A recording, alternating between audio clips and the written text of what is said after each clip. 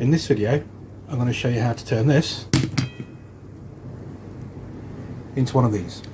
Hello and welcome to my YouTube channel, Shelvington. My name is Andy and this is my model railway in a garage. If you like what you see, please like the video and don't forget to hit the subscribe button. Subscription costs you absolutely nothing, but it helps other like-minded modelers find my videos and it will also help my channel to grow. If you've already subscribed, thank you very much. In today's episode, I'm going to be looking at making trees. So we'll start off with these that were bought from a Chinese website several months ago. Very cheap, very inexpensive, very quick, very easy to make. Delivery takes a couple of weeks depending on where you live in the world, but you're going to save yourself a small fortune compared to what the main high street toy shops sell tree armatures for.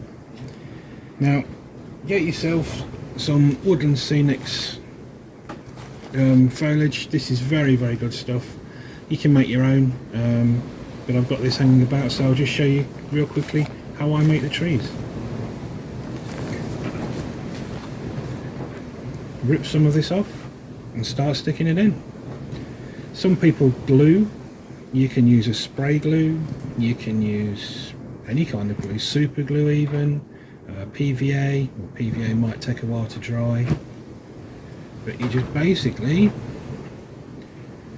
fill the tree with these clumps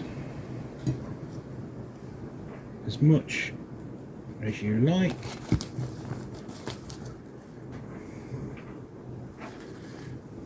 And basically that's a tree done, ready to go into your layout. The good thing about doing it this way without the glue is it will stay on there. It's quite solidly attached. It's not going to fall off. If you're going to just plant that tree and leave it on your layout, it's going to be fine. If you're going to move it around, then yeah, you're going to want to mount it somehow. You're going to want to secure it onto the actual armature. But for this purpose, my layout is fine. I don't need glue. I don't need to waste any money or use any glue, any solvents or anything else. That's fine. That can go straight on my layout. The other good thing is if you're not happy with it, you don't like the colour, you want to change it, you can just take it off. Then you're back to the armature again. Easy.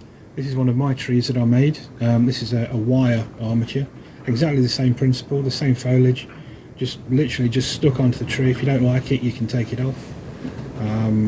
But again, because it sticks to the wire, it holds in place. Again, for a layout that doesn't move, it's more than enough, more than adequate. Okay, so what we'll do now, we'll make a wire armature. Move some of these out of the way. Okay, so we'll get approximately 20 centimeters of wire here, and we'll just cut it. What we've got to do is just strip out the actual copper cable from the protective plastic covering. This is just normal regular household mains cable. It was left over from a rewiring job many years ago. The electrician was going to throw it away, so I said, oh, can I keep that? It might come in handy. He said yep, so here it is. Okay, so get yourself a pair of pliers, helps here. Just rip the wire, just pull it straight through, pull it out. There's one strand.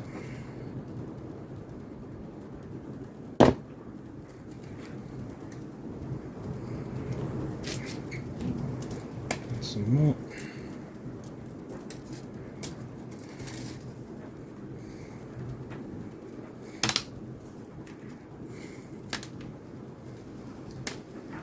There we go.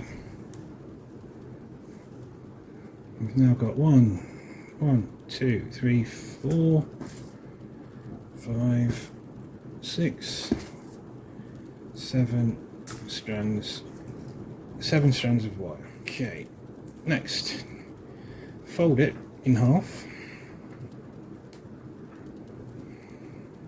Don't worry if any are longer than others. Doesn't matter.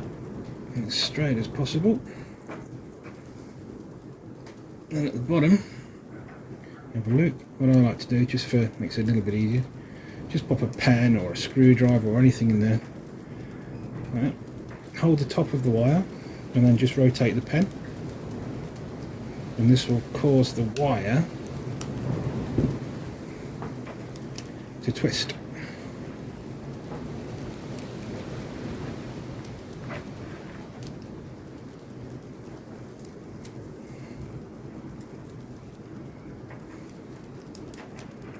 Okay, it's getting quite tough now. Obviously the more strands of wire you have, the tougher this is, but there we go.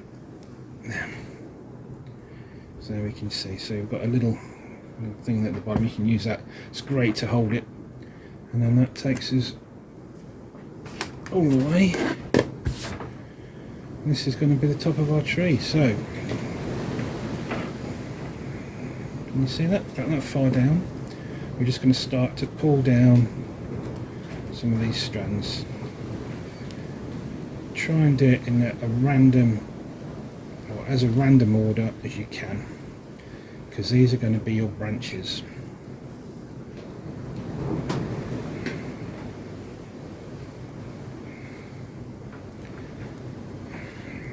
Start to unravel the wire.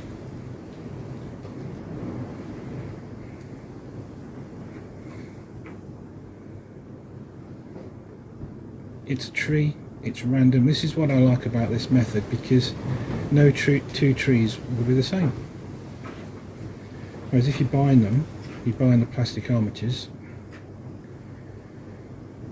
then you're going to get a little bit of variation. You can do that with the colours, but the overall height is very similar, and the size really. If you look at any tree in the wild, it's very rare it's going to look like its neighbour. Anyway, there we go. And then you can just shape that up as much as you want. If there's any excessively long ones like that one there, we can just cut that off, because we don't need those really long ones. And that's basically your tree, or the frame of your tree. You can put as many wires in there as you want. You can wind up branches and have them coming out at different angles. It's up to you. You can do as many branches as you like. The more, as I say, the more branches you do, and the bigger the tree, the more tricky it is to actually to wind it up.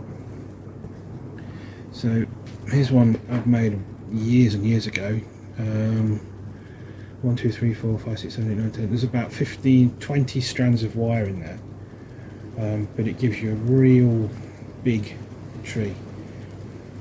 Once this was done, once this tree was complete, the branches, the main trunk was dipped in plaster of Paris while it was still liquid, just dipped in, and then allowed to dry, then painted brown. Gives it quite a good bark effect. But from a distance, in the corner of a layout, it's really, really good coverage. Really good coverage. And then once your little tree is done, you go and get your foliage, and you can just mount this on, stick it onto the branches any way you like. Again, you could use glue. I don't use glue just because I haven't got any at the moment, but we'll just start to put these on, rip some more bits off there, attach them, there we go.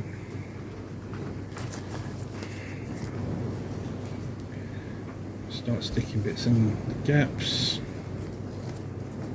to fill it out. There we go, one tree. And your excess bits of wire that we don't want, we can just cut off, cut the extra branches off that we don't need. If you want, you can just paint the branch, the trunk, paint that brown.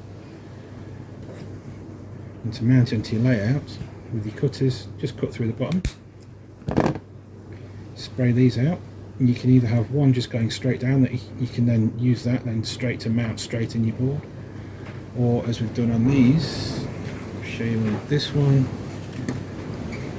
they've just been spread out and in brown, and they just stand up on their own. Here's another one. Again, trunk was painted brown. You can see the plaster Paris underneath, because these are really old trees now, and they just stand up on their own. What that product is called, it's Hobby Fill. It's available from craft shops. I've got a massive bag. It's 500 grams, and this stuff is so fluffy and light. It's just, I'll never use 500 grams. It's just a polyester fibre that you can just stretch as thin or as thick as you want. You can paint it. I've painted it green just with acrylic paint, or you can use a spray paint on it, but it's brilliant stuff. So hopefully you've seen how easy it is to turn bits of wire, just strands of wire, and some random little bits of plastic into reasonable looking trees. If you spend more time on them, you can get them to look nicer.